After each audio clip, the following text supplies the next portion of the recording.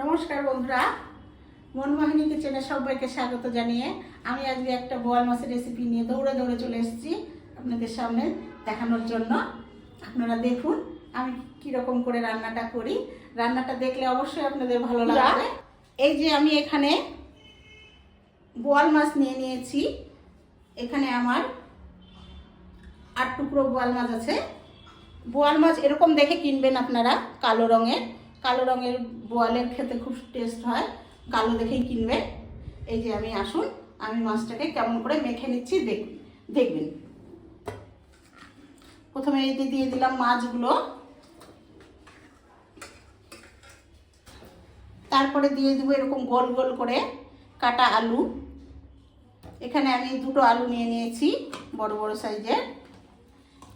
তারপরে দিয়ে দিব টমেটো, এরকম করে টমেটো কাটা 2টো টমেটো নিয়ে নিয়েছি। এখানে 4টে পেঁয়াজ আছে, মাঝারি সাইজের 4টা পেঁয়াজ। এই যে পেঁয়াজটা দিয়ে দিলাম। এখানে ছোট সাইজের 2টো রসুন নিয়ে নিয়েছি, থেতো করে নিয়েছি, বেটে নেওয়া যাবে না, থেতো করে নিতে হবে। কাজের বোনটা না একসঙ্গে বেটে ফেলেছে আদাটা আর লঙ্কাটা, কিন্তু এখানে শুকনো লঙ্কাই লাগবে, জিরে বাটা লাগবে না। আর লাগবে একটু সামান্য এইটুকু আদা আর 10টা শুকনো লঙ্কা দিয়ে বেটে নিয়েছি, একসঙ্গেই বাটা আছে।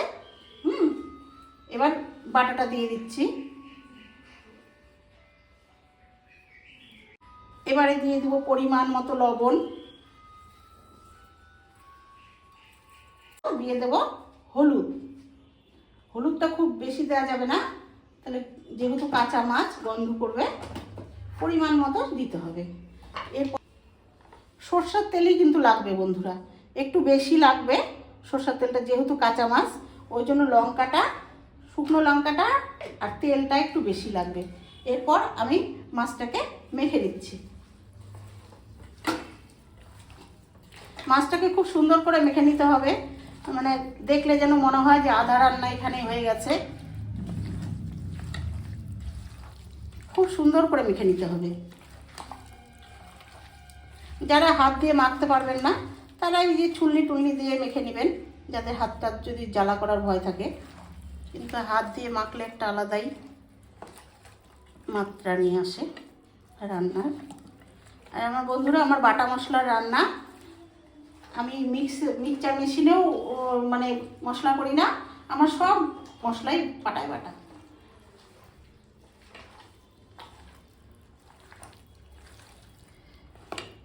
হ্যাঁ, এবার মাছটাকে মেখে নিলাম। এবার মাছটাকে আমি ঢেকে দেব বন্ধুরা। এবার কড়াইটা গরম হয়ে গেছে। আমি যেহেতু আমার ওই মাখানোর সময় তেল দেওয়া আছে অনেকটা, ওই যে এখন ফোড়নের জন্য অল্প তেল দিয়ে দেব।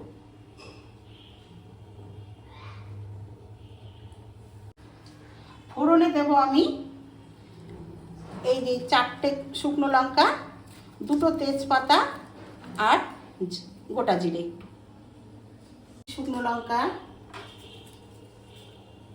তারপর দিয়ে দিচ্ছি তেজপাতা, এই যে ফোড়নে দিয়ে দিচ্ছি সামান্য জিরে।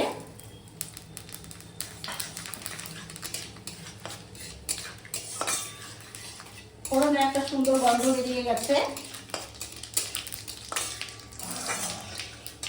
এবারে আমি মাছটাকে ঢেলে দিচ্ছি।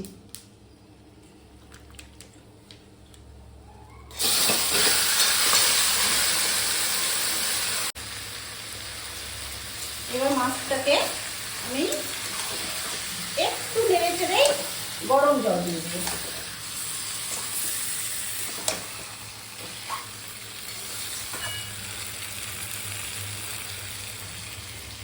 এই যে আমি এইদিকে গরম জল বসিয়ে দিয়েছি।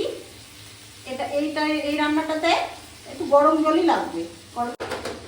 আমি একটু জলটাকে ঢেলে নেব এই পাত্রে। এই পাত্রটা ধুয়ে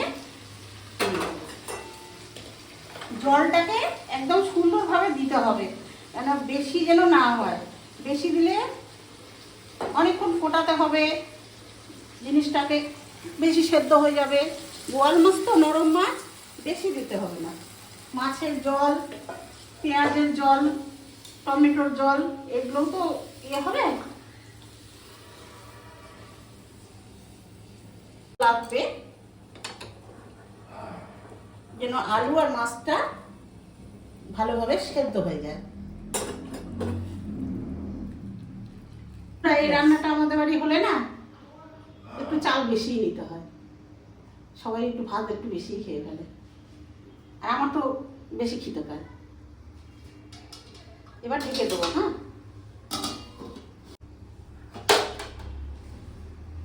এবার ফুটতে দিই, কিছুক্ষণ পর আসছি। বন্ধুরা এবার একটু ঢাকনাটা খুলে দেখি।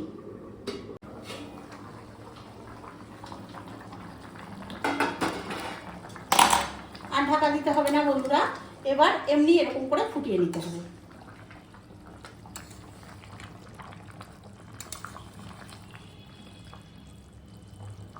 বন্ধুরা আলতো হাতে এরকম করে আস্তে আস্তে নেড়ে দিতে হবে যেন মাছটা না ভেঙে যায়। খুব সাবধানে মাছটাকে নাড়তে হবে।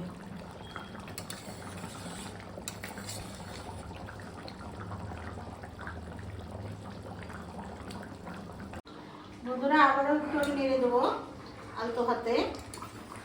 এই দেখুন ঝোল কমে আসবে, আর তখন খুব সাবধানে নাড়তে হবে।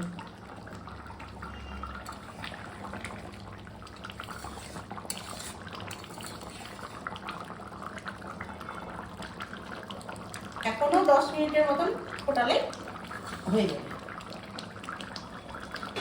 করে ধরে এরকম করে ঝাঁকিয়ে দিতে হবে, তাহলে মাছগুলো ভাঙবে না।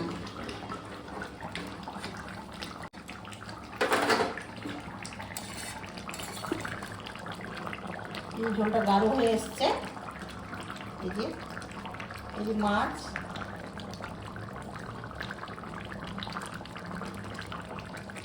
এই দেখো মাছগুলো ভাঙবে না আলতোভাবে নাড়লে।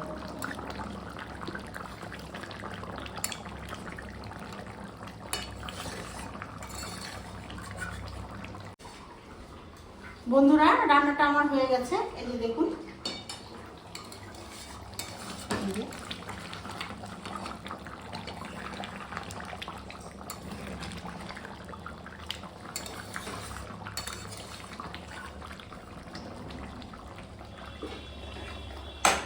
আমার সুগার থাইরয়েডের জন্য হাতগুলো একটু কাঁপে বেশি, ওই জন্য আমি বড় কিছুতে ঢালবো না, একটা ছোট কিছুতে ঢেলে দেখাচ্ছি। আমি গ্যাসটাকে অফ করে দিলাম।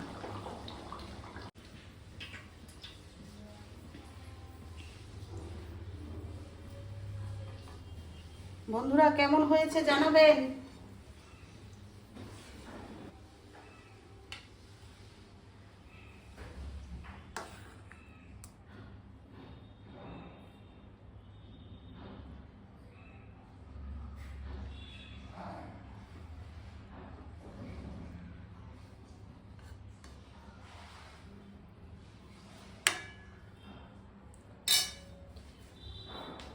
বন্ধুরা আজকে আমার ঘরে তেঁতুল নেই, ওই জন্য আমি তেঁতুলটা দিতে পারলাম না।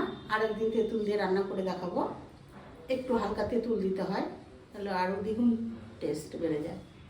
এই যে আমার রান্নার ফাইনাল লুক। যদি ভালো লেগে থাকে তাহলে চ্যানেলটাকে লাইক, কমেন্ট, শেয়ার করবেন, আর সাবস্ক্রাইব করতে ভুলবেন না। সাবস্ক্রাইব করে চ্যানেলটাকে আমার পাশে থাকবেন, এই আশা রাখছি।